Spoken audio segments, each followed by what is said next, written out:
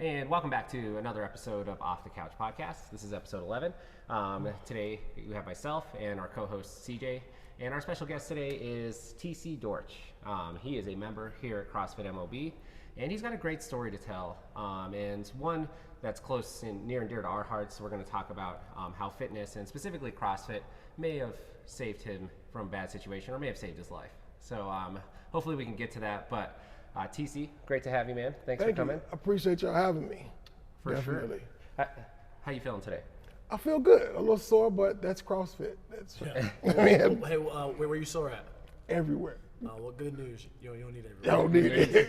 You don't need to hear that. You don't need everywhere. That's like one of my famous things. One of the things I say is I always tell people like, "Hey, what's sore?" They're like, "Oh, my legs are sore today," and I'm like, "Good news, you don't need your legs," and it's a total lie. Squat we'll day. be doing squats. Yeah. It's just a joke. But good, man. Well, thanks for coming. We appreciate you taking the time to join us. Definitely. I'm eager to dive into this. I've been looking forward to this episode for a while, so I hope everyone enjoys it here. So, TC, where are you from, man? From Chicago. From Chicago, the Chi-Town. West side Chicago, West Bellwood, side. Maywood area. Not the south side? No, I lived on the south side. I got a lot of family south side Inglewood, so Okay. the Chicago. I'm all over the city, so Got you. And so you were born in Chicago? born and raised. Yeah, Born and raised in Chicago. Cool. born and raised. When did you move to California? When did you move to Colorado? Colorado. I've been here 11 years, I believe. 11 years. 11 okay. years now. Cool. I always say once you get to the 20-year mark of living here, you can call yourself a native. So, But see, my wife's from here, so I've always came here. So Oh, wife's from here. I didn't know this. okay. yeah, my wife's from here, so I've been coming here every year for vacation 10 years prior to moving here. Okay. So that's how I kind of, filled it out, and I compared everything from Chicago to Denver, Colorado to Illinois. I compared everything for the last couple of years of coming here, and it was an easy decision. Quick sidebar. It's hilarious how people who aren't from Colorado say Colorado. Colorado. You hear it so much. It's hilarious. So how am I supposed to say? Colorado. Colorado. It's Colorado. It's always Colorado. pronounced. People pronounce it Colorado. Yeah, y'all say Colorado. Y'all say soda too, don't you? I say soda. I'm from California. I I say- say soda. I say They say pop. pop here. Well, no, I grew up saying pop. Yeah, me too. And That's what it is, Yeah, pop. and I'm from here, so I grew up saying pop.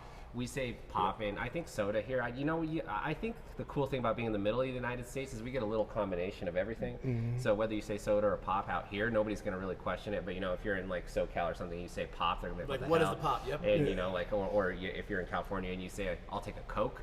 That could mean a lot of things if you're from the South, because that's just what they call soda in the South is Coke. So if you're over there in like Georgia or something, you say, I'll take a Coke. They'll be like, What kind of Coke you what want? kind of Coke you want? And it could be like a Sprite or something. But so it's kind of crazy. Well, but- this is America. That could mean a lot of things in a lot of places now. I guess it could also mean other things as well. You're right. So Coke is a very broad term. So make sure to be specific. Coca-Cola. I Coca-Cola. want some Coca-Cola, not just the Coke. Cool. So you've been here 11 years. Your wife's from here. Yep. So you're like a born-again native. You're like a native by marriage, which, that's a thing because I feel like, that's how it works. If you marry someone from out of the United States, they get married to you after a certain amount of time. They can become a U.S. citizen. So you're like Yeah, you're right. I didn't think about that. you're like a married native. So I should get one of those stickers now. You know how the native stick? I'm gonna get a sticker. Well, now. you should get one just because most people from here will be nicer to you for it. I don't know. I find Coloradans, I'm from here, generally we're pretty nice out on the road. We don't road rage too much. If you're finding a lot of road rage, it's usually from all the transplanters coming from these aggressive cities like Chicago or Los Angeles or something. And, Actually, the Chicago drivers are the best drivers here. I'm just throwing that out. Get You know what I'm Get saying? That's outta all I here. wanna You ever driven to Chicago? It's terrible. dude, I've only been to Chicago one time and it was not a good experience. See, Chicago, everybody drives aggressive all the time. So because you drive aggressive all the time, you know what to do mid-aggression.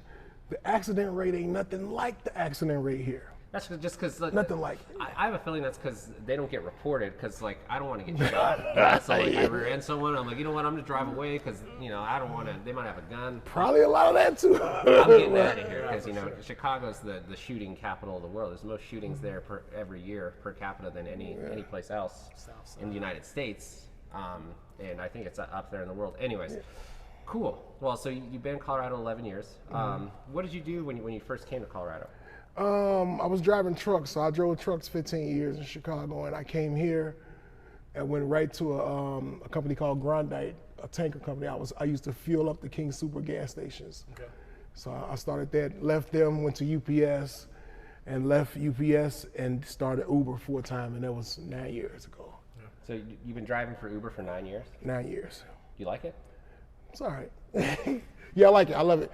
You know, it used to be way more money in it back in the day, but you know, you deal with what you deal with. You know, you got to adjust how things change, and you know how I look at it is, as long as the good days outweigh the bad, you know, I'm okay. Once the bad start to outweigh the good, now it's time to do something else. That's a good way to look at it. Yeah.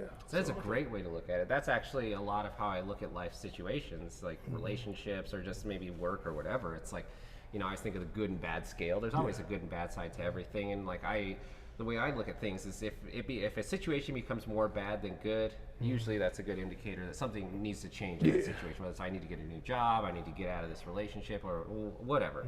But they did something, and I want to say this because it surprised me that they actually did it, but it's great. So like the last year and a half to maybe 2 years, I started noticing a lot of things that we've been complaining about for 7 or 8 years. A lot of things got changed for the, you know, to better the driver, to help the driver.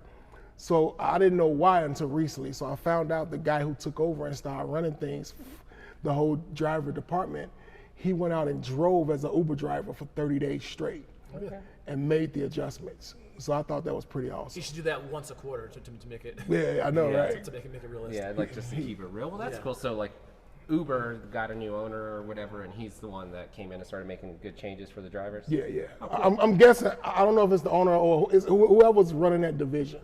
I'm not sure if it's the owner, but whoever it is, I mean, I think it's pretty cool. Okay. You know, cool. That's real So good. yeah, so overall, you enjoy it. You know, it's one of those like Flintstone situations or whatever. I forget what cartoon. I think it's the Flintstones where it's like the bird. Oh yeah, the bird's like the garbage disposal or the toilet or something. It's a living. It's a living. Man, that used to be my show. So yeah. Well, good man. So you've been doing that 9 years. It seems to be working out pretty well for you. Yeah. I was always curious with like the Uber game. Is it like with like Uber and Lyft and taxis? Are you guys like rival gangs? Like Yes. So like the Warriors back in the day, Warrior. Come out and play. Yes, we are. Okay. Like cool. so I can tell you a quick story. Yep. So of course I've been doing Red Rocks every night of the concert season for 9 years. So it used to be early on where, if you guys been to Red Rocks before, up by the trading post, like right when you leave outside the venue, it used to be Lyfts and Ubers on one side and taxis on the other. So they complained to Red Rocks, and I thought this was real stupid on Red Rocks' part. They complained to Red Rocks that they wasn't getting the rides because everybody was walking past their taxis to come to us. So Red Rocks created the rideshare lot, Lower South Lot 2, off of that complaint. And I want to complain about this real quick. Red Rocks, it is far as hell from the freaking venue. So it's like the ride share kind of sucks if you're going to take an Uber because it's a good 15, 20-minute walk. Anyways, keep going. So they created the rideshare lot, Lower South Lot 2, gave the taxis the whole hill all by the trading post. So what the taxis didn't realize they was doing, how they screwed themselves, when all the customers was coming and the Lyfts and Ubers were getting thin, you have a bunch of people standing there that'll just say, forget it, I'm gonna get in a taxi, and they'll leave. Well, guess what? Those people are not standing there no more. They're down in the Lyft area in the rideshare lot. So that now the taxis realize that they came down and tried to form a taxi line in our lot. And it went down. Like I literally saw fist fights, Uber drivers and taxi drivers, literally. The biggest problem with taxis is you have no idea what the cost is until you get to the place. With the Uber, you guys know what you're going to pay ahead of time. So, and the convenience of ordering it, and you know that like you have this driver, you know what they look like, so on and so forth. And that was the dumbest part to me was everybody know Lyft and Uber is a app-driven situation. If they're walking past the taxis because they're looking for a specific car, a specific license plate, like you said. So for Red Rocks to listen to that and make that change, that was dumb for me. And to me, I feel like they screwed their customers and everything. Because now you got to walk all the way through the trenches down to the rideshare lot after you've been bouncing around and dancing for 3 or 4 hours. Yeah, no, and we just did this not too long ago. He picked us up. Thank you for that. You're and welcome. Like from when we left the venue, walking down until we were able to get in your car, it was a good 20 plus minutes at least. And it rained, it was kind of chilly, and like, the last thing you want to do is walk a bunch and wait that long after that show. So it is inconvenient, but I was always curious because I see the taxi line and the Uber or rideshare line, and they're sketchy. Like every single customer that gets in my car complained about the taxi drivers because they're harassing them. It's their approach. They're not gonna. It's gonna cost you $200. I'll take you for $150. Like they're trying to take people to Denver for $150. No, they definitely try to be hustling because you'll be walking past them and they're like taxi, like don't take your Uber, like come get in here, and you're just like no, I already ordered it. They hustle. I want to cancel it. They hustle, and a lot of them, like when I pick the young kids, the college kids up, a lot of them be terrified because it's dark. If it's 1 or 2 of them by themselves and they got all these guys, hey, come, they be terrified when they get in my car. These are 18-year-olds. Yeah. So, they can be aggressive for sure. Well, and that point leads us to our next point. If you're terrified, you're kind of prepared for everything. So explain to us how and when you found CrossFit Mob. Like what made you come to the doors? How'd you find the gym? Okay, here's the story. And I want to start with saying my guardian angel, I'm sure you guys heard this before, is Johanna. I always call Yo my guardian angel because me even getting here was because of her. So here's the story. So real quick, Johanna is the old owner of CrossFit MOB. So for those listening, that's who he's referencing in this story. The founder. Yeah. So I've always been in the gym. Even in Chicago, I was with Bally's for 15 years when I came here, to where the owners of Bally's grandfathered me in to their gym, which was 24-hour fitness. So I've always been in these gyms, but I never got the results. And I'm talking 5-6 days a week. So literally this week, I'm at 24-hour fitness talking to a guy, and he's like, yeah, I can get you personal trainer, I can get you this, that, $200 a week. I can't afford that. I'm like, dude, so I'm literally the day of me in here talking to this guy about a trainer, I'm trying to figure something out. That night, same day, I'm driving. I pulls up to pick up, which turned out to be Yo. I pulls up to pick her up from her house. She comes out with a guy, and they finna go to a party or something. So we leave. We get like a block or 2 away before we got out of the complex, and she's like, hold on, turn around, I forgot something. So I turned around and drove back to her house. Then when she got out and went in, I noticed her truck. She used to drive a Tahoe with CrossFit Mob on the back of the window. That's right. So I asked a question about it, and the guy who was in the car with her was like, oh yeah, she owns that gym. That's a gym, it's a CrossFit gym. I said, yeah. I said, is it good? You get results? Man, he's like, it's intense, but yeah, you get results. So he's pumping it up, and he's pumping her up. Yeah. He's like, look at her. I said, yeah, I see she's fit, because he's pointing her out as she's coming back to the car. And so I didn't really pay attention to her how fit she was at first. But when she was coming back, after I noticed the truck and we're talking, I see she's cut. And he's pumping her up like, yeah, she's fit. Look, and she's the owner. She'll take care of you. So of course, we drive into where we're going. And Yo is telling me all these stuff. She's like, we're a community gym. We're all about family. Everybody's cool. Like every single thing she told me about CrossFit Mob has turned out to be that and more since the day I walked in the door. So, but she told me, she's like, yeah, she was telling me the prices, everything. I said, you know what? I'm gonna come Monday. I'll see you Monday. So prior to talking to Yo, have you heard of CrossFit before? Yeah, I heard of CrossFit before, but I never wanted to try it. Did you have any thoughts about it, or like? Yeah, I thought it was crazy. I thought it was like, because it was too intimidating. I never wanted to try it. I never wanted to try it, but I think what made me try it, it wasn't only the fact that they just told me $200 a week at the gym that I was already at, but it was when the way Yo was explaining it. She explained it to me. She wasn't all in my face about money and this and that, and she explained. She knew the approach. You know what I'm saying? it's like a salesman. She sold it to me. She sold the community base. She sold the family structure. You know, everybody look out for each other. You know what I'm saying? She said, in class, it's gonna be like you're working with a personal trainer every day, which it is.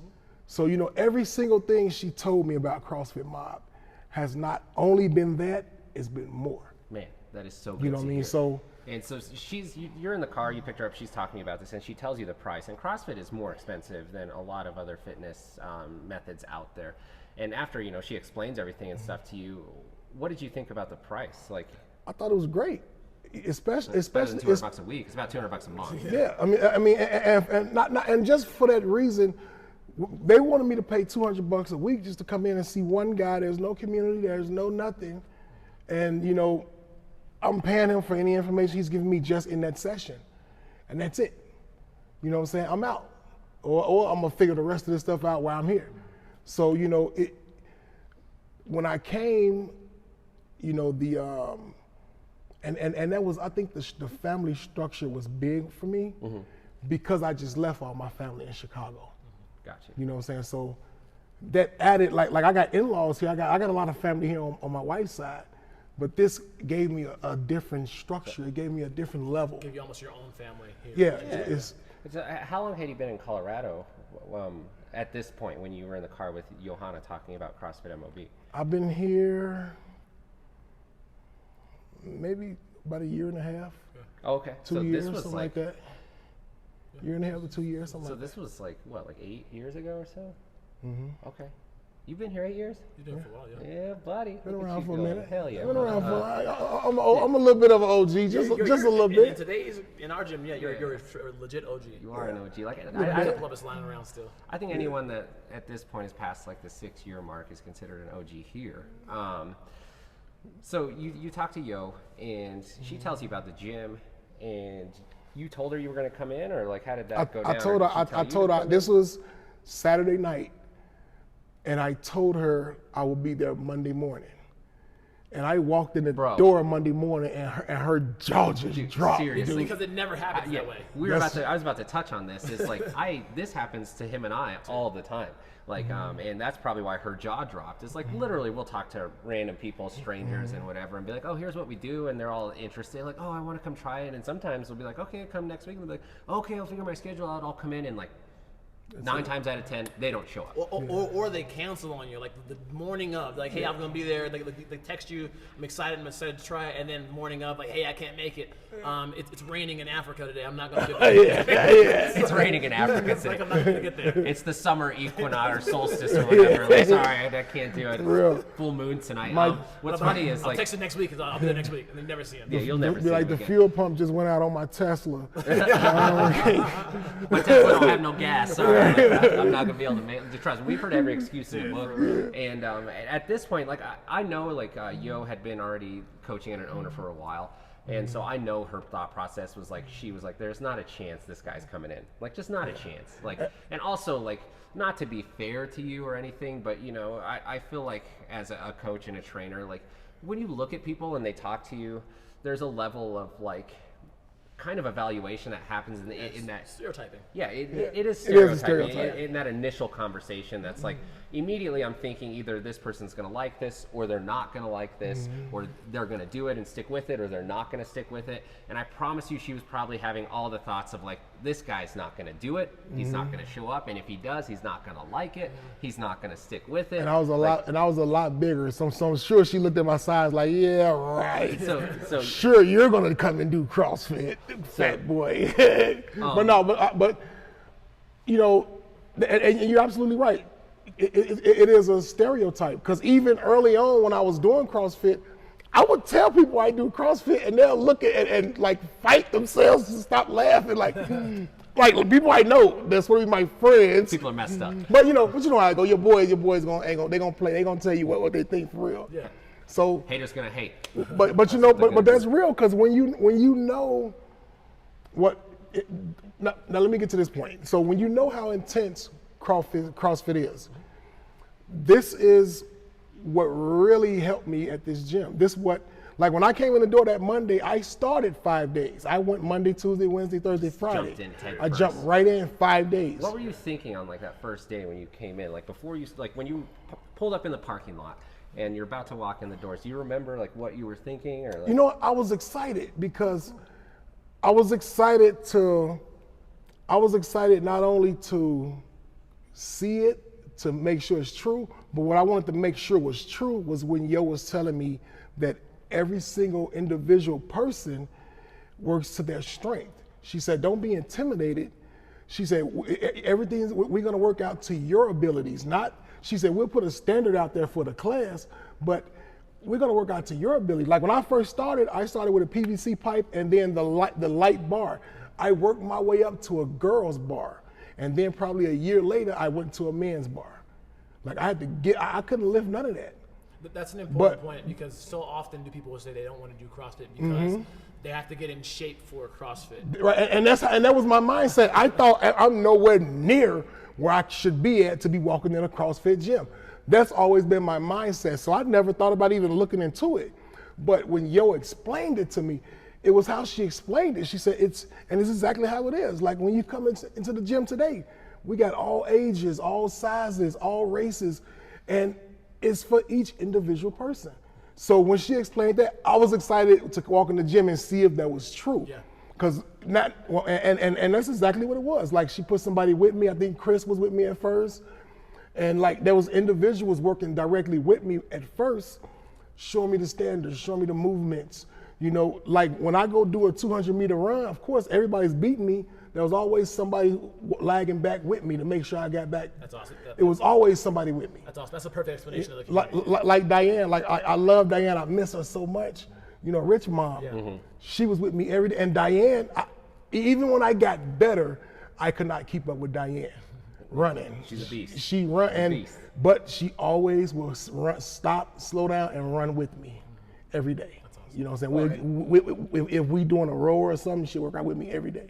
And that's a testament to the community that CrossFit is known for. Not just our gym. Well, we take pride in ours. Hopefully, we have a good one. Sounds like people think we do. I think we do. But it's a testament to that community that we have. That we're in this together. It's not just about me personally. There's a level of that, but it's also this community coming together to better each other, and we understand that. So when we see new people or people maybe struggling or something, like we know exactly how that feels, and so it's like, hey, we want to help as much as we can, and that's why people cheer people on when they're working out or when if you finish before someone, you're cheering them on. It's not because like. I know some people don't like it, but the intent is always good. It's like, our goal is to just support you through this as you're finishing. And so it's really cool that, you like that, you got to experience that. That's one of the things I love about CrossFit and the community and like coming to class. And I still love taking class so much. And I want to add to that real quick before we get off the topic. So last night in class, when you remember the question, what was the question in class last night? What type of person are you? Are you like a talkative person? The barbell class? Yeah. So our question last night was, we always do question of the day. We go around to your name, and it was go around to your name, and do you consider yourself a talkative person or an extrovert, or like not so talkative, maybe an introvert? And you said I was? An extrovert. Because I greet everybody. Bro, you're always talking. So like, here's what I said last night, a joke, because he's like, I consider myself like an introvert, and I go, not a chance. I was like, bro, not a chance. I was like, you're always talking. I was like, you can't be considered an introvert if you don't talk when you're alone. I was like, that doesn't count. I was like, whenever you're around people, you're talking, so that's an extrovert. And it was Anna called me the mob greeter or something, so because I greet everybody. So I brought that up to say this: I was never like that before I came here. The reason why, and I make sure I greet every single person when I walk in this gym, is because everybody greeted me when I came to this gym. And it made me feel like home. So I'm not that person. Like my answer was right when I said it, but I'm not that person here. On the streets, I don't talk to nobody. I don't know you. I'm from Chicago. We move differently. I'm from a place where if you look at a person for 3 seconds, you want to do something to them. That's real. It might be a fight. Yeah. You know what I mean? So that's where I'm from. I'm not like that. I'm like that here. So what you're saying is mob brings out the best. Mob brings out the best in you. I think it brings out the best in all. But that's the biggest thing. When anybody walk in this door, I want them to feel welcome. You know what I'm saying? They're going to expect management to welcome. They're going to expect the coaches to welcome. I got nothing to gain by welcoming you here. but I know how much of a great place it is. Well, So I want that's a to great welcome point, you man. here. I want you to feel comfortable, whether you stay or not. I want you to feel comfortable here. Well, we love that. We thank you for that. We don't pay you to do that. Yeah. You actually pay to be here, and the fact that you want to do that, and that's something out of the bottom of your heart you want to do, it's really touching, and I appreciate. And I know him being another owner, he appreciates, and the community appreciates.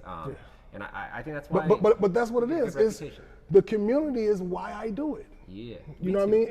And that's what it's about. And it's not just me. I see a lot of people greet a lot of people, but it's the community. The community brings it out of you. You know what I'm saying? I want people to see what I see. I want people to feel what I feel when they walk in. Oh, totally. I think everybody does that because they've all been the new person. They've all been like intimidated or like not knowing what to expect. So everyone wants you to feel welcome because they've been in your shoes before. Yeah.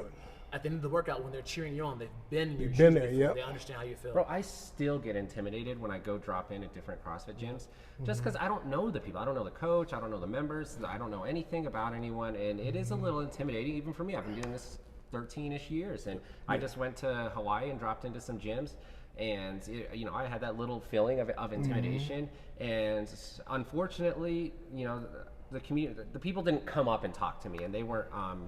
I guess I hold CrossFit gyms to a high standard because I guess I'm comparing them to what we do here, and we didn't get a lot of that. It was still a good experience, but I didn't talk to a couple of the members that were there like at all. And yes, some of that falls. I could have went and talked to them, but also like if you're part of that community, like you're saying, you take pride in this is my home, this is my community. I'm gonna greet these people, and we don't see that all the time, and that is it is a really important thing, not just for new people, but man, when someone like me, just when you're new to anything or location, it's like that is so important to have really that important. home or welcoming feeling. That's at least why I joined. It's like moving into a new community, and and you would want people to greet you. I mean, you don't want nobody knocking on your door at 10 o'clock at night, But you want to feel that, you know what I'm saying? So. Yep. So you started CrossFit 8-ish years ago. You had that conversation with Johanna. You showed up. She didn't believe it. I wouldn't have believed it if you told me that if I was in the same situation, I wouldn't have believed you either. So you show up, and for reference, you have a history and stuff. When you walked into Mob, you said you were a little bigger, and I can testament you were definitely a little bigger. About how much bigger were you, or I guess maybe like how much did you weigh then, if you're comfortable? You're never supposed to ask a lady her weight. Well, we're not ladies. We're guys. It's hard. It's hard because then I was like 370, 360, 370-ish. But I don't even look at the scale now. And this is the reason why. At some point I got out of 3. What was I? 296, I want to say. 296. I was so that was the first time I was out of 3 in a long time. So when I started lifting more and building more muscle, the weight went back up. So the size, I'm smaller. My clothes are smaller. But if I step on the scale, like now, my last doctor's appointment, it said I'm 321. And I'm smaller than I was when I was 290. Yeah, well, you're more lean, you have more muscle mass, and that's something we can measure too. And just knowing you and seeing you from the progression of you being here is, man, it's a night and day difference. The way you look now compared to then, not just size wise, but like, I don't know, overall you just look healthier. You can move a lot of weights. You had a lifting restriction. You probably still do. You had a lifting restriction when you started. So you're one of the first clients I worked with that actively knew that I knew had a pacemaker. So you have a pacemaker. Did you have that when you first came to Mob? Yes. Okay, so do you want to maybe briefly tell, like, how did you end up with a pacemaker? So here's my history. So in Chicago in 2007, I had a massive heart attack. So how old were you at the time? Do math. I'm not good with math. Yeah. Don't worry about it. Give me a minute. Give us a ballpark. That was like 15, 16 years ago. Yeah. So, I'm 47. Okay, so you were like 31, 32. Yeah. That's young. That is But I kind of done it to myself. Well, we always do. So at that time, like I said, I always been in the gym. I always been trying to work out and lose weight. So I started using this product called Hydroxycut. Oh, say less. And 3 weeks later, it had my heart racing so much it threw a clot. And I had a massive heart attack. So that happened, and I want to say maybe 3 months later, they gave me an option because they said my heart muscle was only pumping at 25%. So they said, you can take the option to get a defibrillator put in your chest, and it acts as a pacemaker if it needs to, as a precaution. And so I talked it up with my family, and we decided to go ahead and do it. So that's why I ended up with a defibrillator in my chest. So me dealing with that, I already had a history of bad knees, because in '91, I got both my kneecaps broken. So right now I got 2 plastic kneecaps, 5 screws in the right knee, 4 screws in the left knee. So that's why now I can only throw up so much weight. Like me cleaning and jerking, what was my max at the meet? 60 calories? 60 I mean, 60 kilograms. 60 yeah, it's like, kilograms. I think it was like 62-ish, so like 135-ish pounds, 140 pounds. But that was my max. Yep. And oh, you could do a lot more. You guys, I've seen this guy deadlift like 455, which he's not supposed to lift that much, but I've seen him do it. But that's the thing. And it was easy. Because it's not overhead. Okay. So I can go heavy on that. I can go heavy with like how we do the sled. I can do that. But anything overhead, anything knee bearing or anything like that, I can't do. I can't put that pressure on my knees. Gotcha. I'm limited. I don't have a knee history like you do, but I feel that, bro. Like my knees, they don't feel great. And once you get to be my age, I think you'll understand. I'll see when I get there. Yeah. I'll see. So, anyways, okay. So you end up getting a defibrillator, and is it also a pacemaker or just? It's a defibrillator that acts as a pace. So if it needs to kick in, it can kick in as a pace and pace my heart if it needs to. Okay. So, it's not doing the work for you. No. Heart's still functional. Cool. So you have that when you come into the gym, and you start doing CrossFit 5 days a week, and you ended up having another. I don't know if it was a heart attack or something, or like a heart incident. What happened with that one? So I used to every morning before 8:30 class, I used to always come early and run a mile and back. So this one particular morning I started to do my run. I got to the light, which was our 800 meter mark. Yeah. I got to the light, and I felt something that I haven't felt in 10 years. I felt pressure on my chest. So it reminded me, like I've always had like chest pains, I had muscle spasms, but this feeling I had, it reminded me of when I had the heart attack. It felt like somebody was standing on my chest. So that was the first time I felt that pressure. So I stopped and I bent over and I just started breathing. And I stood up and I felt it again. And it reminded me of the night I had the heart attack, the instructions the paramedics gave me over the phone. It was like, bend over, you can breathe a lot easier. So like this. So as I was doing that at the light and I kept standing up, feeling the pressure, I knew what it was. But I'm still in denial. I'm still telling myself, it might be gas. That's what I'm telling myself. You know what I'm saying? So gas in my chest. It's all good. I walked back to the gym. So, I think I was telling the people that what was happening, and so, people was kind of like, what you gonna do? What you gonna do? I said, I'm gonna just go home and lay down. Gretchen said, nope, you're going to the emergency room. I said, no, it's probably just gas. I was like, I'm gonna just go. She said, TC, go to the emergency room right now. So Gretchen basically made me go to the emergency room. Gretchen, that sounds like Gretchen. Let's go, Gretchen. So I went. Good call. And they immediately, because of my history, they started running EKGs and all that, and I wasn't there but about 4 minutes. And the guy came back and said, I got your cardiologist on the phone. You need to be at the hospital tomorrow morning, 7 a.m. for emergency heart surgery. And had to have one stent put in. Or no, actually I had to have 2 stents put in. 2 of my main arteries was clogged. Had to have 2 stents put in.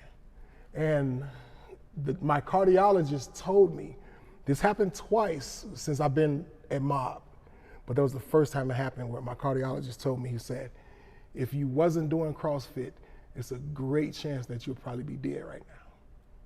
He said, you're probably literally still alive because of CrossFit. Damn. And I had my cardiologist, actually, it was a cardiologist, but it was 2 different cardiologists that told me that. 2 different incidents while I was here at Mob. both told me if I wasn't doing CrossFit, I probably wouldn't have survived it. Well, and quite literally, like the community basically saved your life too. If you think about if you had just went home And laid down. Yeah, and laid down. you wouldn't have got up, man. You wouldn't have got up. So Gretchen Gretchen, at she you to made go me, to the hospital, literally. That's the community. Shout out Gretchen. But it does, Thank you, Gretchen. It does testament to the community and how we care about more than just ourselves here at the gym. Man, what a great story. So cardiologist, essentially, I mean, he said the words, you know, hey, because you do CrossFit, like, you know, that pretty much saved your life. So CrossFit saved your life. Twice. So this was the first time. So there's another time you were told It this? was 3 years. It was 3 years after that I had to have another surgery. With it was something. I can't. I had so many surgeries. I'm trying to pick out the right one. I don't want to say the wrong one, but it's confusing when you're under all the I've been under the anesthesia. knife so many times. I'm so sick of it. But it's I don't know if it was the wires. It was something where I remember you telling me about this. Yeah, I think I remember this Where too. your chest was had my grown, chest your muscles growing. had grown, Yeah. and Dude, the wires had come yeah. out. and of it your pulled the hip. wire. Yep, You that's were what it bench was. pressing too much and your chest grew and it unplugged the wires. Yeah, yep. So no, it pulled the wires out of my heart. Oh, it pulled the wires out of your So so my chest muscles grew because I'm working out, I'm lifting, I'm doing exercises. Chest I'm doing the right stuff. Yeah. So they said the way they showed it, the chest muscle lifted the defibrillator up, which pulled the wire, the main lead out of the main artery of the heart.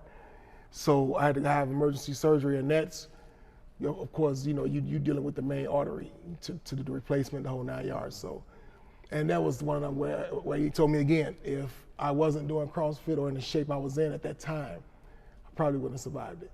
Damn. You know what I'm saying? So once again, fitness and CrossFit saved your life. And this is the second episode we're having about this. We had Morgan talk about this at a few episodes ago. We have another member that has a similar story where the doctor specifically said CrossFit saved your life. And I think it's just such a testament. It's not specifically CrossFit. In these situations, it is. But I think it's a testament to just fitness and, trying to take care of yourself. There's a level of fitness that if you have, there's an old saying that's like fit people are just harder to kill and more useful in general, and that saying holds true. Like, if you're fit and healthy, you're just harder to kill. It doesn't mean you can't die. It doesn't mean you can't have a heart attack. It doesn't mean you won't get cancer. No, it just means it's harder to kill you or to get you from this fitness to sickness to death. It's just harder for you to fall into sickness and death. So essentially what they're telling you is, hey, because you work out, because you do CrossFit, this is most likely the reason why you're still alive. Well, and those of you, to speak to that point, those of you who aren't familiar with the fitness, wellness, sickness continuum, think of it like a speedometer, and fitness is like 120 miles per hour, and sickness is 0 miles per hour, right? And the further you are from zero, the longer it takes you to get to zero. When you just take your foot off the gas. So being fit is actually a hedge to your bets against sickness. Yeah, and that's a perfect analogy. And I always tell people, being healthy and fit lessens your likelihood of having these types of life events happen, having cardiovascular disease, having chronic disease, things like that. It lessens, and it dramatically lessens to where it's like, less than 30-40%. And I always tell people, it's not 100% fixed, but if you can lessen your chance of having some type of chronic disease or something by 30, 40, 50%, like why wouldn't you do that? But even adding to that, even accidents happen in real life. I got a buddy back home, I call him my little bro, and he was on a motorcycle one day and got rear-ended at a light. And like he was in such bad shape, like his body organs was moved around. His heart fell out of his heart bag. Oh my God. Like he was in such bad shape, but he always worked out and exercised, and he was cut. And then the doctors told him and told his family if he wasn't in the shape he was in, he would have died on impact. That's crazy. So because he You was could live through fit, that. because he was in the shape, he was fit and he lifted and worked out and ate right, because all that was already in process, he was good. It's just like my son with the ACL tear. My son tore his ACL. He had to have his ACL and his front and rear meniscus repaired all in the same knee. Yeah. And normally there's a strengthening process you got to do before surgery. So it kind of stretches out your surgery and your recovery time. So they want you to strengthen your quads and your hamstrings and all that before the surgery, because you're going to need that more after surgery. So because he already does game ready, he was already set. He was already ready for surgery. So we didn't have to prolong it and get him ready. And then after the surgery, because game ready and he came right back in the gym while he had his cast on working, they said it was gonna be a year turnaround. He was done in 9 months. He was basically cleared in 9 months. So, just because he works out, that lessened his recovery, his surgery time, everything. So he was already ready. He was game He was ready. game ready. He was game ready. Sorry, I had to say it. That was late. But it's true. He was game ready. It's real. You know what I'm saying? It's true. And that's the point. That's the whole point. And, it holds true. And we see this story happen over and over again, whether it's within our gym or stories we hear about. I know multiple people out in the world there, Miranda Oldroyd, just a handful of people that have similar stories where fitness literally saved their life. It's funny that this is like a sidebar. I had a dream. I got in a car accident last night, and because of this, it was a dream. So let's preface that. I got slammed into the dash, and the dashboard actually bent, and my body was fine. And that's just because of how hard-bodied I am. I don't know. I don't think your fitness will do that for you. But it's just funny that I would even dream about that, and I end up talking about stuff like that today. So you know what's funny? That sounds like a dream you would have. Yeah. It's not hard-body gods. It's not too out of my realm. To say I'm confident might be somewhat of an understatement, but. You've been doing CrossFit now like 8 years, and we've had a couple instances now where medical professionals have told you that doing this, just being fit, but specifically doing CrossFit has saved your life. Yeah. And that's just such a good story and good testament to man, if we just get off the couch and move and just think about our health a little bit, amazing things can happen. Yeah. And relative, now compared to 8 years ago before you started CrossFit, how do you feel now? I feel great. I'm in the best shape of my life. Best shape of your life. I mean, according to Coach CJ, I need to take it easy a little bit. I've had CJ tell me this twice in my 8 years of CrossFit, that I'm burning both ends of the candle. Yeah, you don't get enough sleep, man. And this is coming from somebody who doesn't get enough sleep. So I work out a lot, but it's because how I look at it is, I've always been the type that had physical jobs. I used to carry refrigerators and stoves and washers and dryers for work. Well, I'm an Uber driver. I sit on my ass all day. So I feel like I gotta work extra than just the regular workout. Because literally when I leave and go to work tonight, I'm sitting doing this all night. I'm not getting no exercise. Yep.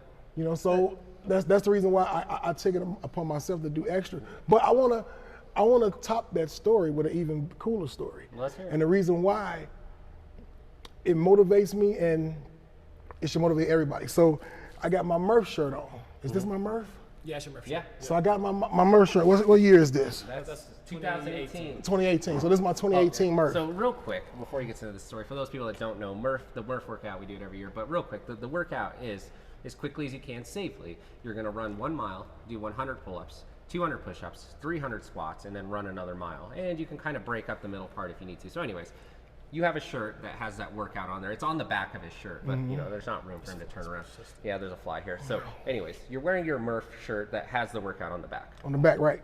So it's a Murph story, and it motivates me to this day. So the last Murph we just did this year, that was my 6th time doing a Murph. So my first 2 times doing a Murph, I only was able to do half a Murph. Then my 3rd time, I was able to get through the Murph doing Cindy. 5, 10, 15. So one day I picked these group of guys up from downtown Denver, and I'm taking them to the airport, and they're in the back of my minivan, so they're reading my shirt. So they start asking questions about the Murph. What's the Murph? What's the Murph? So I'm telling them, I'm explaining to them what the Murph is. I'm telling them, I just got through doing this is right after I'd done the full Murph. So this was after I'd done my 3rd one. So I told them the same thing. I said, I'd done the first. I said, I just done the 3rd one. This is my first time getting through it, fully. I said, but the first 2, I can only do a half Murph. I wasn't in good enough shape to do nothing but a half, and I fought to do that. So I'm telling them the story. I'm complaining a little bit about the Murph because it ain't easy. And I always say the real athletes, I'll be like, I don't know how the hell the real athletes do that. These dudes wear vests with weights in them. They They run a mile, they do the pull-ups unbroken, and then go right into 200 push-ups when your arm's spaghetti. I'm like, I don't know how the hell they do this. So I'm like, I break mine down 5, 10, 15, for 20 rounds. So, long story short, I'm complaining a little bit, but I'm telling them I finally got through it this year. So, I'm happy, I'm okay. Yeah. So when we get to the airport, I'm finna get ready to drop them off. And one of the guys I was talking to had said, look, so the reason why I'm asking you, and we're asking you questions about the Murphy is, he said, Michael Murphy's our brother. He said, my pendant was the first pin that we beat into Mike Murphy's coffin. He said, and we thank you for getting through the Murph. So these were people that was in his same platoon in the military. And I had no clue. I'm just driving Uber, taking them to the airport. But he's like, Michael Murphy, he said, my pendant was the first pendant we beat into his wooden coffin. Wow, and that's such a crazy And it's like, even just thinking about it, you get chills, because it's like, what if I would have said something stupid? Yeah, you know what I'm saying? And what's the odds that you pick up those people on that day wearing your Murph shirt? Wearing my Murph shirt. What's the odds? So it was meant to be. Yeah. That's crazy though, and like maybe for those that need a little context, Murph is, in CrossFit we have workouts that are named after people. If it's a girl's name, it's called a girl workout. They're benchmark workouts. If it's a guy's name, it's usually a hero workout. It doesn't always have to be a guy. But a hero workout is done in memory to honor somebody that has paid the ultimate sacrifice for the betterment of our lives, whether it's our freedom or maybe it was they're a police or a first responder or something like that. Yeah, so Murph, Lieutenant Michael Murphy, he's got a great story. If you guys go watch the movie Lone Survivor, or if you just look him up, you can read his story. And so the whole CrossFit community around pretty much the entire planet does Murph every year around Memorial Day to honor those have paid the ultimate sacrifice, specifically that workout to honor Lieutenant Michael Murphy for what he did. And it's a big deal. And you couldn't, there's 15,000 CrossFit gyms around the planet, and you probably couldn't walk into one without one of them knowing the Murph workout and who Lieutenant Michael Murphy is. And the fact that these people just so happen to be in your Uber on the day that you're wearing your Murph shirt is like, man, the odds of that are just crazy, but it's also like so serendipitous at the same time. But it's also slightly emotional that they're just like, they wanted to hear your story, and they're just like, hey man, like, we just wanted to let you know we knew him personally, and like, thank you so much. And like, and I think they kind of appreciate that I complained about it a little bit, because they know it was real, for sure. And but they did thank me for doing it, thank me for getting through it, you know what I'm saying? That's the thing. Thank me for keep trying, you know. That's the thing with hero workouts is they're long, they're usually hard. They're not. I would not call them enjoyable at all. But they're not supposed to be though. They're not supposed to be, and that's the whole point of the hero workout. Is when you're doing it, you're thinking about this isn't just about me. Like, we're doing this in remembrance of somebody that has. I could be in a much worse situation right now. So even though right now I'm in the middle of this suck or this uncomfortableness, what's going to help me get that extra rep or maybe keep going a little bit quicker than I want to or whatever is also keeping in mind that like this is to honor somebody that has paid the ultimate sacrifice for me to even be here to enjoy this.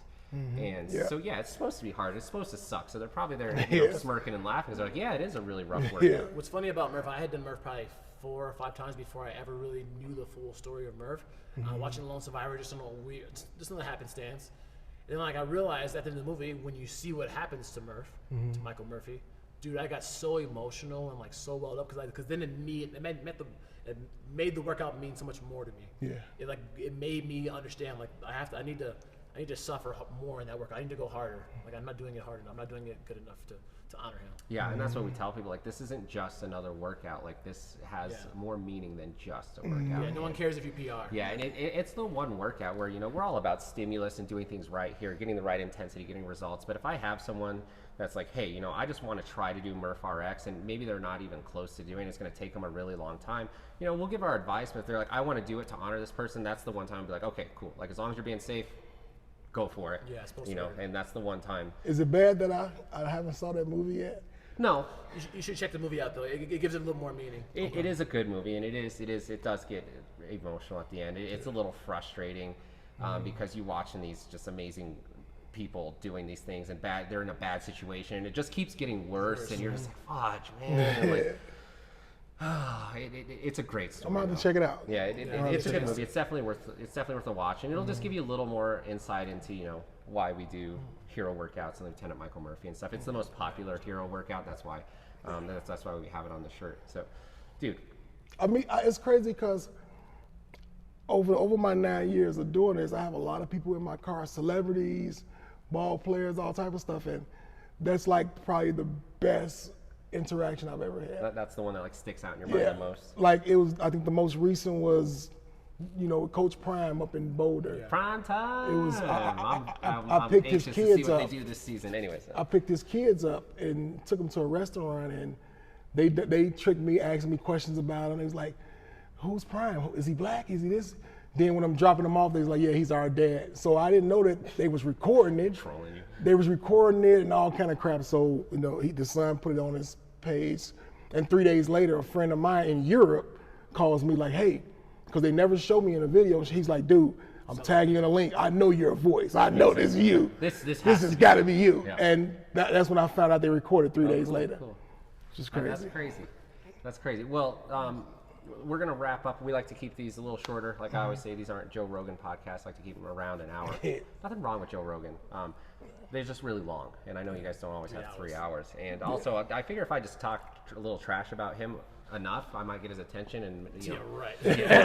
Biggest podcast Viral. platform in the world. Anyways, TC, man, thank you so much thank you for everything. Like, thank you for taking a chance on CrossFit MLB and stepping in the door. Thank you for being a part of the community. Thank you for being an advocate of our community. Thank you for living the lifestyle that you live that also supports what we do here, our mission statement, and just kind of being a living epitome of like what it looks like to really just be invested in your health and fitness, and also to be an example that like, hey, you can start anywhere. Anyone can do this. And that's what we're always trying to preach is like anyone can do this. Anybody. Like the best time to start's today. Like I always get I'll say a little frustrated with the people that are like, oh, I can't start until this or that, or like my knee hurts, and I'm just like, start right now. Do what you can right now. And so thank you for living that lifestyle and for being that example. Thank you guys for providing and such an amazing community. I feed off everything you guys do. Like when you guys, I know y'all know I come to y'all, ask y'all questions all the time about stuff, and I implement that stuff. I don't just ask to be knowing. You'll see me doing that. Like when I walked in and you was doing the sled exercise. He's like, "What are you doing?" And I told him, and now it's like it's our favorite workout to do together, like once a week. It's a hard workout. But you guys provide an amazing community, and I thank you guys for everything y'all do. From the events, we always put on an amazing event. I love doing it. My son loves doing it. He looks forward to volunteering. When's the next one? Well, let's go. So he's really, you go out, and that's another thing. You're always volunteering. You're such a great part of the community, and like so. Thank you. I just want to do whatever I can to keep this community going. We appreciate you, and it's because of people like you that we have what we have. Him and I, we wouldn't have a gym if it wasn't for our community and members like you. So thank you so much. Shout out to our community, our members. Like I can't thank you guys enough for just making this what it is. Shout out to the OGs who've been around. Yeah, seriously, you've been here a long time. Like we love every member, but you've been here a long time. Like you've seen the evolution of what we're trying to become, and a lot of things have changed. So thank you so much. Yeah, shout out to my guardian angel, Yo. Shout out, Top Cop. I hope you listen to this, Johanna. She don't listen to this. Yeah. Somebody send it to her. Yeah, somebody send this to Yo. I love you, Yo. She's still one of my favorite coaches that I've had. So, we're talking her up. Anyways, well, thank you, brother. That's appreciate you guys. Gobs, CJ, TC. Thank you guys so much for joining. If you like what you're hearing, like and subscribe. Or you can stop if you're in the Denver Thornton area. Come stop into CrossFit MLB. We'd love to have you. Other than that, hey, this has been Off the Couch Podcast. Let's get off the couch, off these stools, and let's go do something productive with our day. Start where you are, guys. Peace out. Let's do it.